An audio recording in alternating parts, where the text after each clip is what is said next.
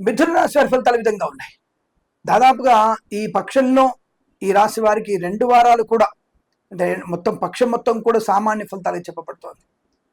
అంటే ఒకటి గుర్తుపెట్టుకోండి, పనికి మాలిన వ్యక్తులకి ధనము అప్పుగా ఇచ్చిన, మీ వాహనాన్ని అరువుగా ఇచ్చిన తిరిగి వచ్చే అవకాశం కష్టం.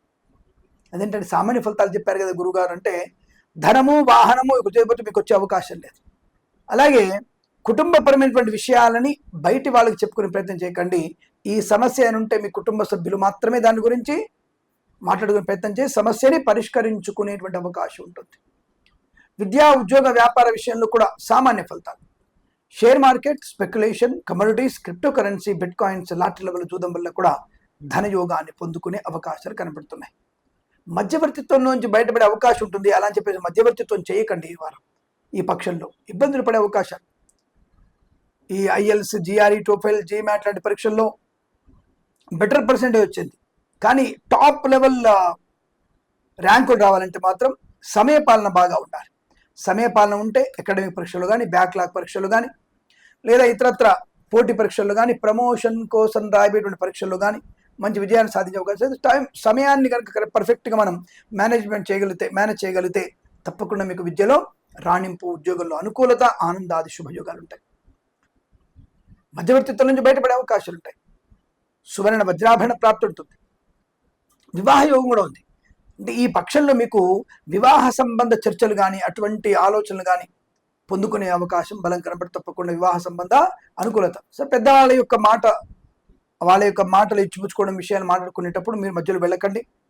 తప్పకుండా మీకు వివాహ సంబంధ అనుకూలత ఉంటుంది. కళాకారులకి క్రీడాగల లాభాలు, సినిమా రంగుల అభివృద్ధి, రాజకీయ రంగుల అనుకూలత. మంత్రి పదవి వస్తుందని ఎక్స్పెక్ట్ చేయకండి, కానీ మంచి గుర్తింపు మాత్రం మీకు పార్టీలో వచ్చే అవకాశం. తప్పకుండా ఎలక్షన్స్లో మీకు మంచి ప్రయోజనాన్ని పొందుకుంటారు. ఈవెంట్స్ చేసేవారికి కొత్త ఈవెంట్స్ లభించే అవకాశాలు.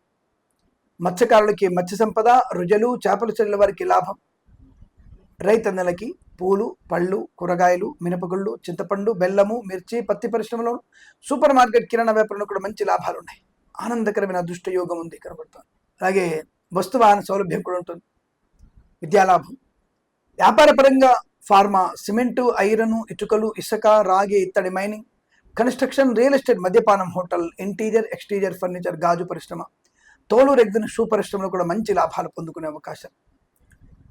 తప్పకుండా మీరు అనుకున్నటువంటి కొన్ని పనులు జరుగుతాయి. కానీ సామాన్య ఫలితాలు కదా, పూర్తి స్థాయి ఫలితాలు పొందుకోవాలనుకుంటే మీరు సూర్యోదయ కాలంలో విష్ణుమూర్తి ఆరాధన ఎంత ఎక్కువ చేస్తే అంత మంచిది మీకు.